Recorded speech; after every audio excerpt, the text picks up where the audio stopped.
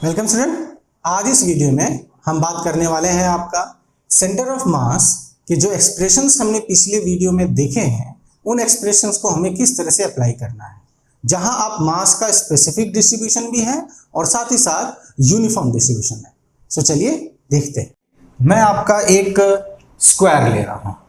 इस स्क्वायर में मैं आपका ऐसे ले रहा हूं कि जो मास आपका डिस्ट्रीब्यूटेड है, ठीक है, चार है, चारों वर्टिसेस में आपका जैसे ए बी सी डी आपके मासेस दिए हुए हैं। तो ए पे मान लीजिए 1 kg, here 2 kg, here 3 kg, here 4 kg। ना हमें पता है अगर ये 1 kg 1 kg 1 kg 1 kg पूरा ऐसे डिस्ट्रीब्यूटेड होता तो डायगोनल जहां मिल रहे होते वहीं पर सेंटर ऑफ मास होता, अगर इक्वल डिस्ट्रीब्यूशन ऐसे होता तो। ठीक है, ये पिछले वीडियो में मैंने इसको भी बात किया है कि जब इक्वल डिस्ट्रीब्यूशन होगा तो जहां सेंटर होगा ज्योमेट्रिकल सेंटर, स्क्वायर का ज्योमेट्रिकल सेंटर क्या है, जहां डायगोनल इंटरसेक्ट करते हैं वहीं पे सेंटर ऑफ मास होगा। पर देखो ये इक्वल डिस्ट्रीब्यूशन नहीं है, यहाँ 1 kg है, यहाँ 2 है, यहाँ 3 है, यहाँ 4 है, डिस्ट्रीब्यूशन अलग अलग है। तो इसका हम किस तरह से करेंगे? तो इसके लिए हम क्या करेंगे, इसको कोऑर्डिनेट्स में ले लेते हैं, ठीक है, और इसका साइड भी आपका सभी 1 मीटर का है। 1 मीटर आपका स्क्वायर है, इक्वल होगा चारों साइड, तो इसको कोऑर्डिनेट में ले लेते हैं। तो ये आपका इस तरह से मैं एक्सपेंड कर देता हूँ, ये हो गया एक्स कोऑर्डिनेट, और इसको ऐसे एक्सपेंड कर देता हूँ, ये हो गया आपका वाई कोऑर्डिनेट, और ये आपका ओरिजिन हो गया। अब हम इन मासेस का पोजीशंस दे सकते हैं। तो ये ओरिजिन पे है तो ये हो गया आपका 0 0, ये आपका एक्स एक्सिस पे है और यहां से यहां तक की दूरी 1 है तो ये हो गया 1 0, ठीक है, 1 0 हो जाएगा। y वाला आपका 0 हो गया, x आपका 1 हो गया क्योंकि यहां से यहां 1 दूरी है। ये कितना हो जाएगा, यहां से भी 1, ऊपर भी 1, माने y में भी 1, x में भी 1, तो ये हो जाएगा 1 1 आपका, ठीक है। जो 3 kg का हो जाएगा 1 1 पे।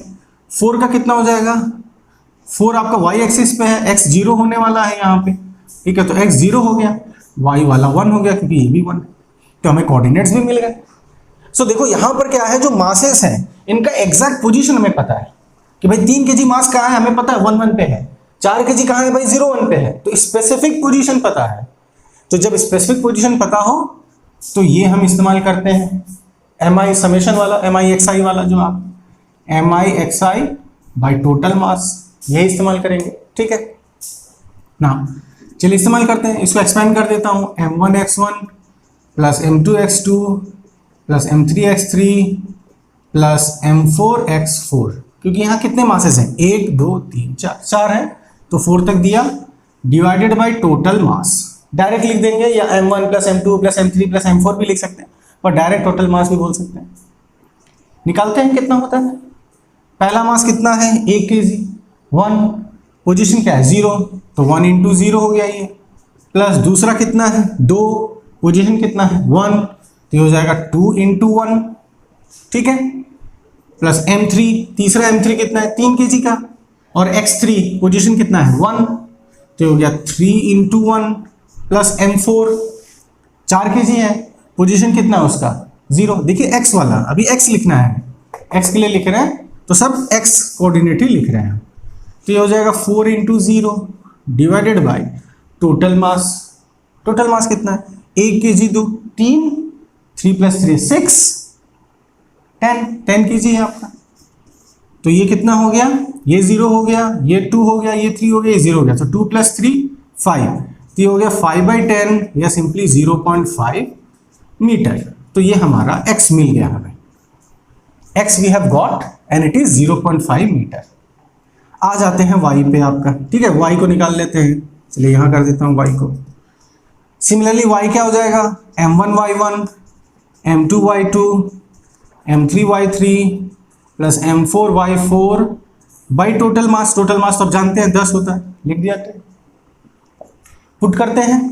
m1 पहला मास 1 kg, y कितना है 0, ठीक है, 0 आ गया, पहले डायरेक्ट लिख सकते हैं, मास इंटू 1 × 0, ये 0 ही होगा, ठीक है, 0 लिख दिया। ये हो गया 2, और इसका y कितना है 0। ध्यान दीजिएगा अब x नहीं, अब y पकड़ेंगे क्योंकि y कोऑर्डिनेट लिखना है, y2, ये है आपका y2, ठीक है, और ये है आपका x2 जो हमने पहले इस्तेमाल किया। x2 आपका जो कि 1 था, ठीक है। सो 2 इंटू 0 होने वाला, ये भी 0 हो गया। m3y3 तीसरा मास है 3 kg का, उसका पोजीशन है 1, तो 3 इंटू 1 ये हो जाएगा 3। चौथा है m4 4 kg y4, उसका पोजीशन कितना है 1 है, देखिए तो 4 इंटू 1 4 होने वाला है 4 बाई टोटल मास कितना है 10। तो ये कितना दे दिया, ये दे दिया आपको, देखिए 3 + 4 7/10 माने 0.7 मीटर। तो आपको सेंटर ऑफ मास का जो एक्स वाई कोऑर्डिनेट है वो कहां मिल गया, वो मिल गया x कितना है 0.5 और y कितना है 0.7। अब देखते हैं कहां लाई कर रहा है 0.5। तो x है, देखो x है आपका 0.5, y है 0.7, तो 0.5 मतलब आधा, हाफ, तो यहां से यहां तक तो 1 है, 1 यहीं पर होगा ये 0.5 और फिर है 0.7 ऊपर, ये पूरा 1 का है, तो 0.7 कहां होगा, आधा अगर यहां है तो आधा से थोड़ा ऊपर इधर, तो इस लाइन में आगे बढ़ते हैं और इधर यहां पे मान लेते हैं यहां है तो यहां आगे बढ़ते हैं, तो यहां हमें मिल गया, ये हो गया आपका 0.5 0.7 आ गया आपको। ये रहा आपका सेंटर ऑफ मास। यहां पे इस बॉडी का सेंटर ऑफ मास लाई करता है, अगर मास डिस्ट्रीब्यूशन ऐसा है तो यहां पर सेंटर ऑफ मास लाई करेगा, तो हम ये अप्लाई कर सकते हैं इस तरह से, ठीक है। नाउ देखिए, अब मैं यहां पर एक इसी क्वेश्चन को, इसी पूरे डिस्ट्रीब्यूशन को एक अलग तरीके से निकालना चाहता हूं, अलग वे में।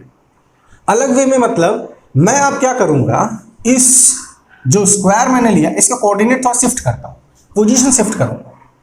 ये देखना चाहता हूं क्या पोजीशन शिफ्ट करने से इस सेंटर ऑफ मास के कहां पे मिल रहा है उस पर फर्क पड़ता है क्या। तो इस चीज को, स्ट्रक्चर को मैं एज इट इज छोड़ देता हूं क्योंकि आगे चल के हम इसको कंपेयर कर सकेंगे। तो अगेन मैं मास डिस्ट्रीब्यूशन सेम ऐसा ही ले रहा हूं, ठीक है, ऐसे ही ले लिया आपका 1 kg 2 kg 3 kg 4 kg।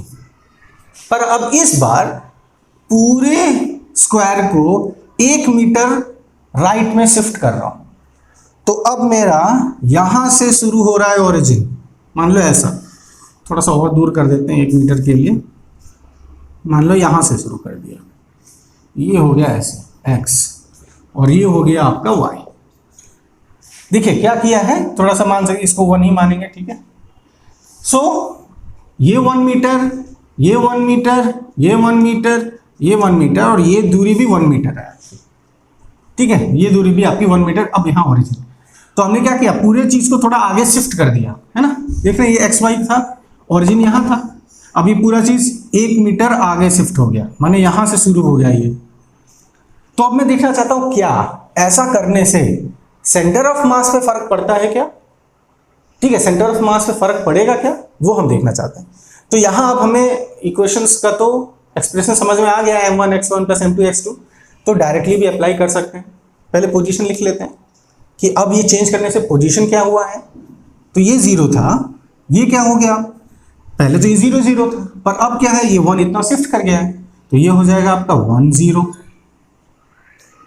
ये क्या हो गया, यहां से यहां 1, यहां से यहां 1, तो ये हो गया 1 1। ये क्या हो गया, यहां से यहां 1, यहां से यहां 1, सॉरी ये हो जाएगा आपका नॉट 1 1, ये हो जाएगा 2 0, ठीक है। यहां से यहां 1 + 1 2, और क्योंकि x एक्सिस पे है तो y coordinate 0, so it will be 2 0। ये क्या होगा, ये हो जाएगा 2 और ऊपर 1, तो ये हो जाएगा 2 1, ठीक है। यहां से यहां 1 + 1, तो ये 2 आ गया और ऊपर कितना गए 1 गए, तो 2 और 1। ये क्या होगा, ये हो जाएगा यहां से यहां 1, यहां से यहां 1, दिस विल बी 1 1। सो देखिए सारे चेंज हो गए, सारे, ये आपका कितना था, ये था आपका 1 1 था, ये सारे, ये 0 0 अब 1 0 हो गया, 1 0 ये 2 0 हो गया, 1 1 2 1 हो गया, ये 0 1 ये 1 1 हो गया, सारे ही चेंज कर। तो क्या ऐसा करने से, क्योंकि हमने भाई कोई ऐसे भी कोऑर्डिनेट ले सकता है, कोई आपका इधर से ही शुरू कर दे कोऑर्डिनेट, तो क्या इससे फर्क पड़ता है? आप ओरिजिन कहां लेते हो, कोऑर्डिनेट्स कैसा लेते हो, क्या इससे फर्क पड़ता है कि सेंटर ऑफ मास कहां है? देखते हैं। सो x निकालता हूं मैं, x अब डायरेक्ट मैं यूज कर रहा हूं फॉर्मूला। सो m1 कितना है 1 और ये भी 1, x1 भी 1, सो 1 into 1 1। m2 कितना 2, x2 कितना 2, 2 into 2 4 आ गया। m3 3 कितना है, m3 है 3, x3 है 2, सो 3 into 2 6 हो गया। चलिए m4 x4 4, ठीक है 4 आपका, और ये कितना है 1, तो ये हो गया आपका 4। सो 1 into 1 1 हो गया, 2 into 2 4 हो गया, 3 into 2 6 हो गया, और 4 into 1 4 हो गया। डिवाइडेड बाय टोटल मास तो वही रहेगा 10, तो ये कितना आ गया आपको, ये आ गया देखिए 10 15 by 10 मतलब 1.5 मीटर, ये 1.5 मीटर आ गया। पहले ये 0.5 आया था, इस बार 1.5 आ गया। अब y कहां जाता है, y अगेन मास 1 y1, मास 1 1 y1 0, ठीक है 0। मास 2 is 2, ये अगेन 0। मास 3 is 3, मगर यहां 1 है, सो 3। और आपका जो फोर्थ मास है 4 into 1 4 by 10, तो ये आ गया 7 by 10 या 0.7 मीटर। तो ये सेम रहा। ये सेम क्यों रहा, क्योंकि हमने मास को ना राइट साइड में शिफ्ट किया, अलोंग एक्स एक्सिस शिफ्ट किया, हाइट में शिफ्ट नहीं किया। देखिए हाइट में ऊपर नहीं ले गया। अगर इसी मास को हम यहां ऐसे ऊपर ले जाते, ये पूरा सिस्टम को आपका वर्टिकली हम शिफ्ट करते, तब y में चेंज आता। तो अब हमारा नया आ गया सेंटर ऑफ मास 1.5 और ये कितना है 0.7। अब ये देखते हैं ये कहां है, कोई नए जगह पे आ गया क्या ये मास के आधार पे, तो 1.5, तो यहां से यहां तो 1, ये है 0.5, तो ये हो गया आपका 1.5, ठीक है। इसी लाइन में है, इसी लाइन में कहीं पर है 0.7 हाइट के हिसाब से, तो अगेन ये हो गया हाफ 0.5, इससे थोड़ा ऊपर यहां पर मान लो, तो ये हो गया आपका 1.5 0.7, ये हो गया आपका सेंटर ऑफ मास। तो आप देखो एक ही जगह है ये। अगर बॉडी का आप बॉडी के हिसाब से देखो, कोऑर्डिनेट एक्सिस के हिसाब से ना देखो, बॉडी के हिसाब से देखो, तो एग्जैक्टली वहीं पे मिला है। अगर मैं आप कोऑर्डिनेट्स मान लो हटा दूं, ठीक है, जस्ट कंपेयर करने के लिए मैं सारे कोऑर्डिनेट्स मान लो हटा देता हूं, अब जस्ट बॉडी के हिसाब से देखो कहा, तो देखो कोई डिफरेंस ही नहीं है, वहीं पर मिल रहा है, उसी जगह पर सेंटर ऑफ मास मिल रहा है। तो इसका मतलब क्या है, जो सेंटर ऑफ मास आप निकालते हो वो एक कोऑर्डिनेट सिस्टम पे डिपेंड नहीं करता है। आप कहाँ ओरिजिन ले रहे हो, कैसे ले रहे हो, मास को किस तरह से एक्स वाई पे आप रख रहे हो, इस पे डिपेंड नहीं करता कि सेंटर ऑफ मास कहाँ पे जाएगा, ठीक है। So centre of mass does not depends on the coordinate system. ये बहुत इंपॉर्टेंट बात है जब हम सेंटर ऑफ मास के बारे में बात करते हैं। सो हमने फॉर्मूला लगाना भी देखा, साथ ही साथ ये भी देखा कि आप कोऑर्डिनेट सिस्टम में शिफ्ट करो तो सेंटर ऑफ मास शिफ्ट नहीं होता। चलिए ये तो हो गया वो एक्सप्रेशन जहां पर आपका स्पेसिफिक पोजीशंस मास की पता थी। 1 kg मास यहां पर है, 2 kg मास यहां पर है, 3 kg यहां पर है। अब हम ऐसा एग्जांपल एक लेते हैं जहां पर मास यूनिफॉर्मली डिस्ट्रीब्यूटेड है। तो एक आपका थिन रॉड हम ले लें, थिन रॉड जिसमें यूनिफॉर्म डिस्ट्रीब्यूशन है, यूनिफॉर्म डिस्ट्रीब्यूशन ऑफ मास है। सो ऐसा एक रॉड ले लेते हैं ऐसे, ठीक है, इस तरह का मेटल रॉड ले लिया। इसका टोटल लेंथ जो है वो कैपिटल L है और इसका जो टोटल मास है, टोटल मास वो कैपिटल M। ये आपका टोटल मास है और ये मास यूनिफॉर्मली डिस्ट्रीब्यूटेड है। अब यहां हमने इसको थिन लिया है, थिन इसीलिए लिया है क्योंकि हम ओनली अलोंग एक्स एक्सिस ही हम देखना चाहते हैं, या हम सिर्फ लीनियरली इसमें वेरिएशन देखना चाहते हैं। अगर ये मोटा होता, थिकनेस ज़्यादा होता, तो वर्टिकली भी हमें हाइट देखना पड़ता, पर क्योंकि हम इसको थिन ले रहे हैं, बनाने के लिए मैंने थोड़ा यहाँ मोटा बनाया है, पर ये थिन मान के चलेंगे। थिन होने से क्या है कि ये आपका मान लो अगर मैं एक ऐसे लाइन खींचता हूँ तो ये थिन रॉड है, काफ़ी थिन। तो हम कह सकते हैं कि भाई इसका जो विस्तार है ये ओनली अलोंग एक्स एक्सिस है, वाई एक्सिस की तरफ नेग्लिजिबल है, ऊपर की तरफ नेग्लिजिबल है, इसीलिए इसको थिन बोला गया है। तो यहाँ वाई एक्सिस से कंसर्न नहीं है, ओनली एक्स एक्सिस माने लीनियरली इसी तरफ हमारा कंसर्न है आपका। So total length L, capital L, total mass M, uniform distribution है मास का। यूनिफॉर्म डिस्ट्रीब्यूशन कहने का मतलब है कि अगर आप मान लो यहां पर इस जगह पर आप इसका मान लो 1 मीटर, मान लो एक मीटर का टुकड़ा आपने तोड़ा, काटा, तो इसका एक जस्ट मैं एग्जांपल के लिए बोल रहा हूं, 1 मीटर का टुकड़ा अगर आपने काटा तो वो मान लो 200 ग्राम का है। 200 ग्राम, 1 मीटर का टुकड़ा आपने काट दिया मेटल रॉड का, वो आपको 200 ग्राम दे दिया। कहीं और जगह पे जाके आप अगेन 1 मीटर का काटो किसी और जगह पे जाके, तो भी आपको वो 200 ग्राम ही देगा, क्योंकि मास यूनिफॉर्मली डिस्ट्रीब्यूटेड है। कहीं पर मास का डिस्ट्रीब्यूशन या डेंसिटी ज्यादा, कहीं पे कम, ऐसा नहीं है।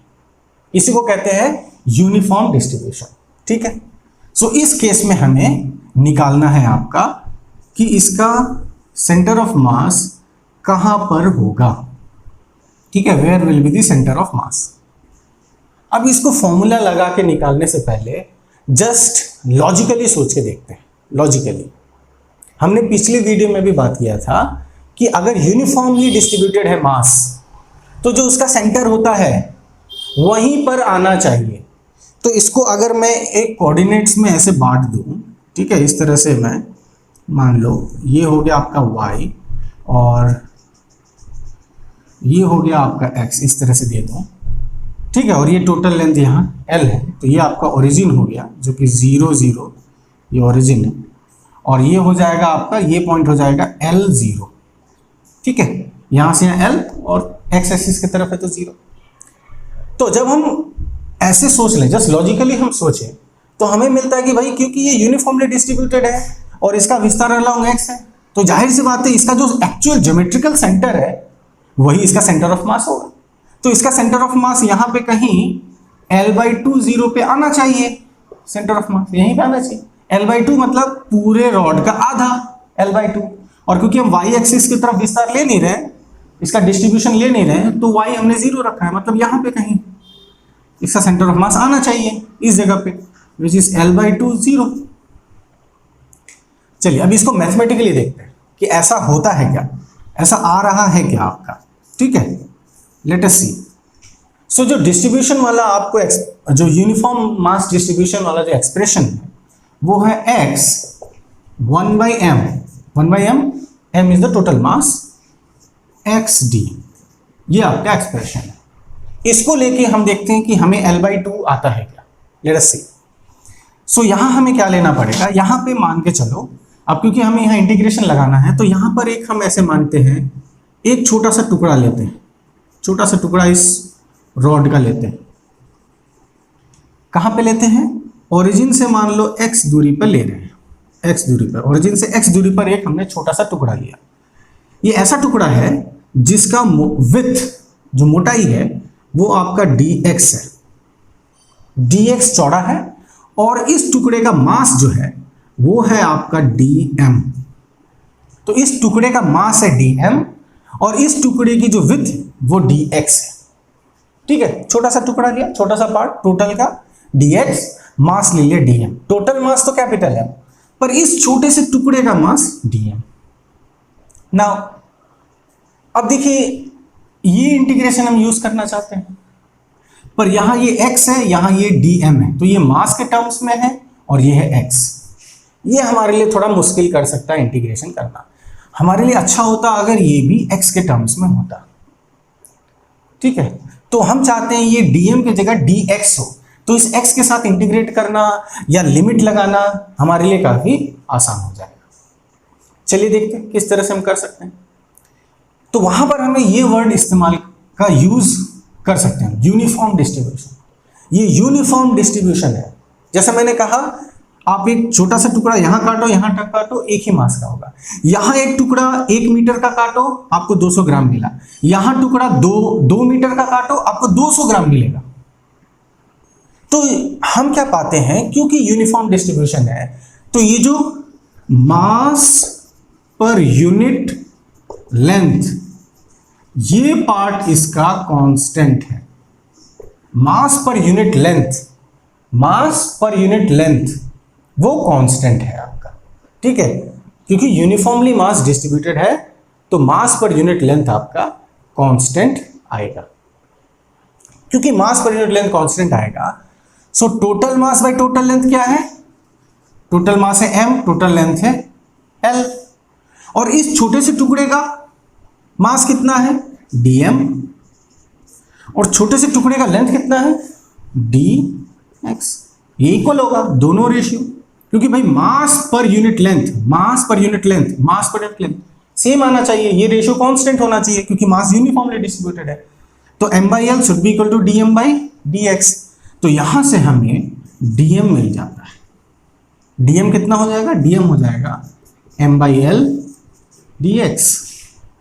अब हम इसको यहां पुट कर सकते हैं। चलिए, तो इस चीज को यहां कर रहा हूं मैं, x 1/m total mass integration x अपने जगह रहा, इस dm की जगह अब आ जाएगा ये क्या आ जाएगा आपका m/l dx। तो ये मास से ये मास गया आपका, बचा l नीचे और x dx। चलिए, तो l को बाहर ले लेते हैं, टोटल लेंथ तो इंटीग्रेशन से बाहर आ जाएगा, वो तो चेंज होने वाला नहीं है आपका। x dx, लिमिट क्या लगाएंगे? लिमिट इज विथ या x के हिसाब से लगने वाला। सो विस्तार कहां से कहां तक है? 0 से l तक आपका कहां से कहां फैला हुआ है? जो x आप ले रहे हो कहां से कहां फैला है? 0 से लेके l तक फैला है। तो ये 0 से लेके l तक लिमिट लगा दिया। सॉल्व करते हैं। सो 1/l ये हो जाएगा आपको x²/2, ठीक है। x n dx integration x⁴n+1/n+1, ठीक है। क्योंकि ये डेफिनेट इंटीग्रेशन है, इसलिए इसमें कांस्टेंट नहीं लेंगे, लिमिट्स हम अपर लिमिट लोअर लिमिट लगाने वाले हैं। तो ये हो जाएगा आपका x²/2 और लिमिट लग गया 0 से l। सॉल्व करते हैं नेक्स्ट स्टेप में। सो 1/l अपनी जगह रहा, एक बार अपर लिमिट रिप्लेस किया तो ये हो गया l²/2 माइनस अपर लिमिट के बाद माइनस लोअर लिमिट 0 रिप्लेस किया तो 0 आ गया। तो ये l खत्म हो गया, मिल गया l/2। देखिए आ गया आपका x l/2, जो स्टार्टिंग में हम सोच के रखे थे कि हमें यहीं सेंटर पे मिलना चाहिए, क्योंकि यूनिफॉर्म डिस्ट्रीब्यूशन है, एक सिमेट्रिकल बॉडी है, तो इसके सेंटर पे सेंटर ऑफ मास होना चाहिए। तो ये एक्सप्रेशन यूज करके अभी देखिए हम आ जाते हैं कि जो इसका सेंटर ऑफ मास है वो है l/2। क्योंकि हमने y एक्सिस की तरफ नहीं लिया है, इसीलिए उसको हमने 0 ले लिया। इसको थिन माना है, तो y एक्सिस की तरफ इसका डिस्ट्रीब्यूशन या विस्तार या फैलाव नहीं है, तो इसलिए ये 0 हो गया। तो हमें दे देता है x इज l/2, ठीक। सो इस वीडियो में हमने आपका जहां पर मासेस यूनिफॉर्मली डिस्ट्रीब्यूटेड, जैसे ये यहां पर कोई m1 कहाँ है, m2 कहाँ है, mn कहाँ है, ये हम नहीं बता सकते, तब हमने ये इंटीग्रेशन वाला एक्सप्रेशन इस्तेमाल किया। इससे पहला एग्जांपल जो मैंने दिया उसमें स्पेसिफिक था कि 1 kg मास यहाँ पर है, 2 kg मास यहाँ पर है, 3 kg 1 पे है, ठीक है। ऐसा करके स्पेसिफिक पोजीशन पता था, तो उसके लिए हमने m1 + m2 वाला फॉर्मूला इस्तेमाल किया, ठीक। सो आज के वीडियो में इतना ही। अगले वीडियो में एक नए टॉपिक के साथ फिर से आपके साथ जुड़ेंगे। तब तक के लिए थैंक यू वेरी मच।